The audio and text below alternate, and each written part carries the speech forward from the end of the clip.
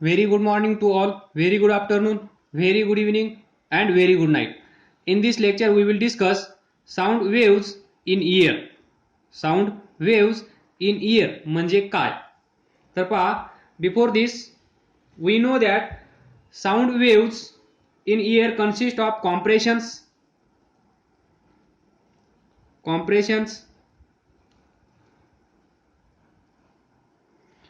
and rarefactions. Because sound wave is a longitudinal wave. Longitudinal wave म्हणजे हा particle इकडे जात असेल, हा पार्टिकल इकडे जात असेल, या पॉइंटच्या about this mean position, about this fix point हा पार्टिकल डान्स करत असेल, हा पार्टिकल व्हायब्रेट होत असेल आणि वेव्ह या डायरेक्शनमध्ये किंवा या डायरेक्शनमध्ये जात असेल तर याची डायरेक्शन किंवा याची डायरेक्शन आणि याची डायरेक्शन एकमेकांना कशी आहे? पॅरलल. आणि या सिच्युएशनला, या कंडिशनला आपण म्हणतो लॉन्जिट्युडिनल वेव्ह. Longitudinal wave. आणि असंच काहीतरी साऊंडमध्ये घडतं, म्हणून आपण साऊंडमधून निघालेली जी साऊंड कॅरी करणारी वेव्ह आहे, साऊंड वेव्ह, तिला आपण काय म्हणतो? Longitudinal wave. आणि हे जे रिजन्स असतात लॉन्जिट्युडिनल वेव्हचे, this regions, compression region and this rarefaction region. That is why we can say sound wave in ear. Sound wave in ear is consist of compression and rarefaction of ear. Now we will discuss how sound waves in ear when we vibrate a body, when we vibrate a object. See, that is how sound waves are set up in ear by vibrating body. Now we will consider this tuning fork. This is tuning fork, B prong, A prong. तर ही जी situation असेल ती अशी consider करा, silent tuning fork. म्हणजेच काय असेल? Silent म्हणजे undisturbed position. Undisturbed पोझिशनचा अर्थ समजला असेल. पाठीमागचे सर्व लेक्चर्स व्यवस्थित विथ कॉन्सन्ट्रेशन पहा, म्हणजे पुढे काही गोष्टी आपण यूज करत असतो पाठीमागच्या लेक्चरच्या, त्यावेळेस तुम्हाला त्रास नको आणि काही समजलं नाही असं होणार नाही जर तुम्ही पाठीमागचे लेक्चर्स व्यवस्थित पाहिले असतील तर. तर पहा, इथे हे जे एअर पार्टिकल्स असतील, these आर, याला आपण म्हणूया original position of the year layers. Original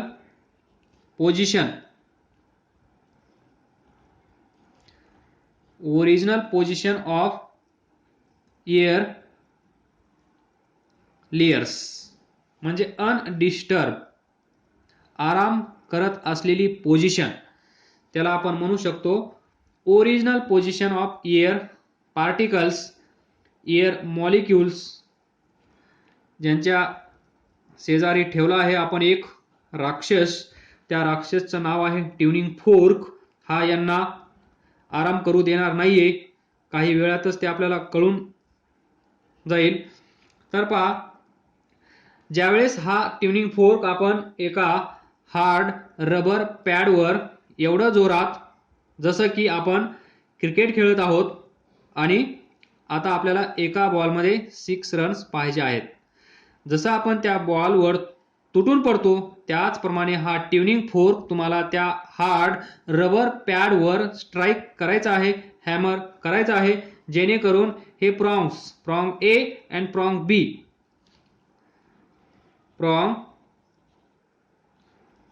prongs A and B खूप स्पीडमध्ये, खूप फास्ट व्हायब्रेट होतील आणि हे व्हायब्रेट झाल्यामुळे थोडंसं क्लोज काढूया, म्हणजे हा एअर पार्टिकल आणि हा प्रॉंग जवळजवळ आहेत अशी सिच्युएशन क्रिएट केली आहे. नाऊ नेक्स्ट हा ट्युनिंग फोर्क, हा ट्युनिंग फोर्क पहा, याची ही ओरिजिनल पोझिशन, याची ही या साईडची ओरिजिनल पोझिशन, ही डिस्टर्ब पोझिशन, या साईडची ही डिस्टर्ब पोझिशन, ही त्याची ओरिजिनल पोझिशन. तर काय होईल, हा प्रॉन्स राईट साईडला थोडासा झुकला आहे. मग इथे जे एअर पार्टिकल्स असतील त्यांच्यावर काय इफेक्ट होईल, याच्या शेजारी जे पार्टिकल्स असतील, याच्या शेजारी जे पार्टिकल्स असतील दिस, हे पार्टिकल्स काय होतील, कॉम्प्रेस जवळजवळ येतील की नाही, हे असे जवळजवळ येतील. त्यानंतर दूरचे पार्टिकल्स असेच दूर दूर राहतील, जसं काही घडलंच नाही, आम्हाला काही माहीतच नाही. That is original position of air layers. तसंच या साईडचं राहील, हा प्रॉंग ए, हा बी. त्यानंतर या पोझिशनचं नाव काय असेल, व्हायब्रेटिंग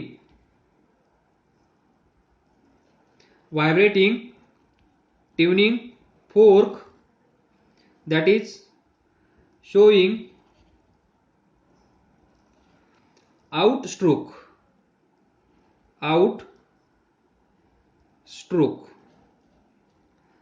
हा बाहेर गेला आहे, हा प्रॉन्स बाहेर गेला आहे. ही जी पोझिशन दाखवली ती असेल त्यांची ओरिजिनल पोझिशन, पण आता हे ओरिजिनल पोझिशनला नाही आहेत, ते बाहेरच्या साईडला झुकलेले आहेत, म्हणजे आउट साईडला गेलेले आहेत. आणि हे आउट साईडला गेल्यामुळे याच्या शेजारचे एवढे जे एअर पार्टिकल्स असतील, एअर मॉलिक्युल्स असतील इथले एवढे, ते काय होतील, कॉम्प्रेस. आणि एवढा पोर्शन आपल्याला असा दिसायला लागेल. ऍक्च्युली आपल्याला दिसणार नाही, पण हा पोर्शन असा तयार होईल. तर याला आपण काय म्हणतो, कॉम्प्रेशन झालेलं आहे. हे सर्व एअर मॉलिक्युल्स, एअर पार्टिकल्स, त्यांची डेन्सिटी वाढलेली आहे, हाय डेन्स रिजन झालेला आहे, प्रेशर वाढलेला आहे. तर या रिजनला आपण काय म्हणतो, कॉम्प्रेशन. याला आपण म्हणतो कॉम्प्रेशन. त्यानंतर ही फिगर बी असेल, व्हेन प्रॉंग ए मूव्स आउट, त्यावेळेस काय तयार होत आहे, compression is produce in air. या एअर मध्ये काय तयार झाला आहे, कॉम्प्रेशन तयार झाला आहे याच्या शेजारी. नेक्स्ट सिच्युएशन काय होईल, थोडंसं पहा, हा पार्टिकल आहे, हा इकडे जातो, त्यानंतर परत ओरिजिनल पोझिशनला येतो. त्यानंतर तो काय करत असतो, या साईडला जातो अपोजिट डायरेक्शन मध्ये. त्यानंतर तो इकडे येतो, म्हणजे आता ही नॉर्मल पोझिशन, या पोझिशन मध्ये आपण बाहेर गेलेला दाखवलं, तर पुढच्या पोझिशन मध्ये काय असेल, तो आतमध्ये आलेला असेल. म्हणजेच कसा असेल, ही पोझिशन असेल, हे ट्युनिंग फोर्स, हा प्रॉन्स ए, हा प्रॉन्स बी. तर पहा, ओरिजिनल पोझिशन, त्यानंतर डिस्टर्ब झाल्यानंतर ही पोझिशन, त्यानंतर पहा इथे हा पार्टिकल इकडे गेला, म्हणजे ही पोझिशन, तो पार्टिकल इथेच आहे, आराम करत आहे, म्हणजे ही पोझिशन, बाहेर गेला म्हणजे ही पोझिशन, त्यानंतर आतमध्ये आला म्हणजे या साईडला गेला. तर या सिच्युएशन मध्ये काय होईल, हे जे एअर मॉलिक्युल्स असतील, हे एअर मॉलिक्युल्स खुश होतील की नाही, एकदाचं संकट टळलं असं म्हणतील हे, कारण हे खूप कॉम्प्रेस झाले होते, त्यामुळे कॉम्प्रेशन रिजन तयार झालं याच्या शेजारी.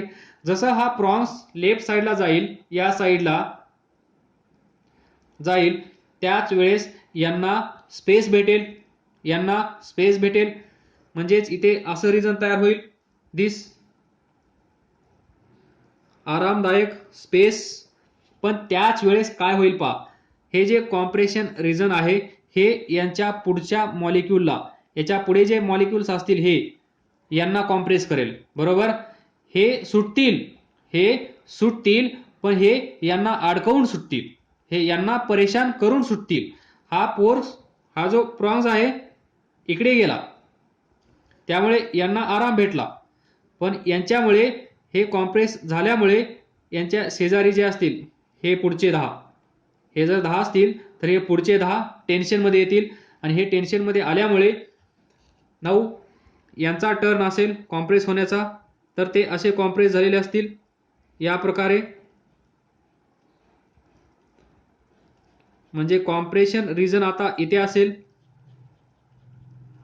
म्हणजे इथल्या लोकांना आता टेन्शन असेल, एवढ्या लोकांना, तर इथे प्रेशर जास्त असेल, डेन्सिटी जास्त इथे असेल, म्हणून प्रेशर पण इथे जास्त असेल. हाय प्रेशर रिजन आता इथे तयार होईल आणि या साईडला हे आराम करत असतील. ज्यावेळेस प्रॉन्स या साईडला जाईल त्यावेळेस, ज्यावेळेस या साईडला आला त्यावेळेस हे कॉम्प्रेस झाले, ज्यावेळेस हा प्रॉन्स या साईडला जाईल त्यावेळेस हे असे तयार होतील. म्हणजे या रिजनला आपण काय म्हणतो, आराम असेल तर रेअर फॅक्शन. डायरेक्शन लक्षात ठेवा, आपण इकडे जात आहोत, इथे पण इकडे जात आहोत, तर इथे पाहता हे रिजन रेअर फॅक्शन आहे एवढं. पण हे रिजन कसं तयार झालं आहे आता, त्याच्यानंतर याच्या पुढचे हे आरामच करत असतील, यांना अजून माहीतच नाही काय घडलं आहे ते, हे निवांत आराम करत आहेत, बरोबर. यांचा बी नंबर येणार आहे पण आता सध्या यांचा नंबर या पोझिशनला आलेला नाही. तर हे रिजन काय असेल, कॉम्प्रेशन. इथे कॉम्प्रेशन असेल, म्हणजे हे जे कॉम्प्रेशन रिजन तयार झाला आहे, हाय डेन्सिटी रिजन तयार झाला आहे. जिथे प्रेशर जास्त आहे हाय प्रेशर रिजन तयार झाला आहे. हे हाय प्रेशर रिजन, जसं की हा एक बॉल तयार झाला आहे, काय बॉल, आणि हा बॉल असाच पुढे इकडे ट्रान्सफर होत आहे. ऍक्च्युली हे पार्टिकल्स इथेच असतील, पण शेजारच्याला धक्का दिल्यानंतर शेजारचा जसा मूव्ह होतो पुढे, पहा तिकीट काउंटरला पहा, शेवटच्यानं जर थोडासा मागून पुश केला तर सर्व लोक काय होतात, पुढे असे झुकले जातात. फक्त शेवटच्याने जर फोर्स अप्लाय केला तर सर्वजण एकमेकावर असे पुढे आदळले जातात. त्याप्रमाणे पहिला डिस्टर्ब झाला, पहिला दुसऱ्याला डिस्टर्ब करतो, दुसरा तिसऱ्याला, तिसरा चौथ्याला, पाचवा सहाव्याला, आठवा नवव्याला, 11वा 12व्याला आणि शेवटचा जो आहे तो त्याच्या अगोदरचा त्याला डिस्टर्ब करतो. अशा प्रकारे एनर्जी ट्रान्सफर केली जाते, याच्याकडून याला, याच्याकडून याला, याच्याकडून याला, याच्याकडून याला, याच्याकडून याला. पण हे इथेच राहतात, देवाणघेवाण. हा इथे जाणार थोडंसं, जसं हे रिजन आहे ना, हा इथे जाणार, इथला जो पार्टिकल असेल त्याला संदेश देणार, मग हा इथे जाणार, हा इथल्या पार्टिकलला संदेश देणार, असं ही चेन चालू असेल. संदेश दिला की परत पुढचा संदेश येईल, परत हा पुढे जाईल, and to and fro motion सुरू राहील. अशा प्रकारे हे कॉम्प्रेशन रिजन पुढे जात राहील. म्हणजे पुढच्या मॉलिक्यूलला, एअर पार्टिकलला डिस्टर्ब करत असेल, ते स्वतः तिथेच बसून राहत असेल, सर्वजण तेच करणार आहेत. तर पहा, देन कंबाईन म्हणजे फास्ट. ही प्रोसेस आपण फक्त एक शब्दाची एक्सप्लेन केली आहे, हाय म्हणल्या हे असं स्ट्रक्चर तयार होईल. पण हाय म्हणल्यानंतर त्याच्या पुढे पण आपण 1000 शब्द बोलून जातो, त्यावेळेस या मॉलिक्यूलची अवस्था काय होत असेल पहा. हा मॉलिक्यूल म्हणत असेल, अरे एकदाच सांग काय सांगायचं आहे ते, मग मी सर्व एकदाच पोहोचून येतो. पण आपण कंटिन्युअसली एकदाच सर्व बोलू शकत नाही, एका शब्दाच्या नंतर दुसरा, दुसऱ्याच्या नंतर तिसरा, त्याच्यानंतर चौथा, असा आपण बोलत असतो. तर मग हे बिचारे पार्टिकल्स टेन्शनमध्ये येतात, सतत टू अँड फ्रो, सतत टू अँड फ्रो, सतत टू अँड फ्रो. अशा प्रकारे ही फिगर सी, ज्यावेळेस Wien prong A moves towards left side or inwards, त्यावेळेस काय तयार होत आहे, याच्या शेजारी rear faction in ear, rear faction is produced in ear. Similarly तुम्ही लिहून ठेवा. तर फायनली या दोघांचं combination B and C, B plus C, B म्हणजे दिस आणि सी म्हणजे दिस, तर या दोघांचं ऍडिशन काय असेल, या दोघांचं ऍडिशन हा प्रॉंग ओरिजिनल एकदा इकडे जात असेल, त्यानंतर ही झाली फिगर बी, ही झाली फिगर ए, त्यानंतर फिगर सी कशी असेल, आतमध्ये येतील हे प्रॉंग्स या प्रकारे, याला आपण म्हणूया सी सी, तिन्ही एकत्र ओरिजिनल आउटवर्ड इनवर्ड, त्यानंतर परत ओरिजिनल, परत आउटवर्ड, परत इनवर्ड, ही प्रोसेस कंटिन्युअस चालू राहील. त्यावेळेस याच्या शेजारी काय सिच्युएशन असेल ते आपण काढूया. तर पहा इथे असेल, इथे जर रेअर फॅक्शन असेल तर याच्या शेजारी असेल, याच्या शेजारी काय असेल, कॉम्प्रेशन, बरोबर. नंतर त्याच्या शेजारी काय असेल, रेअर फॅक्शन, परत त्याच्या पुढे कॉम्प्रेशन, हे असं कंटिन्युअस चालू राहील. दिस याला आपण म्हणतो रेअर फॅक्शन, याला आपण म्हणतो कॉम्प्रेशन, याला रेअर फॅक्शन, याला परत कॉम्प्रेशन. तर ज्यावेळेस कंटिन्युअस आपण बोलत असतो त्यावेळेस एअर पार्टिकल्स असं बिहेव करत असतात आणि अशा प्रकारे एक वेव्ह तयार होते. अशी या वेव्ह मध्ये, वेव्ह पण थोडीशी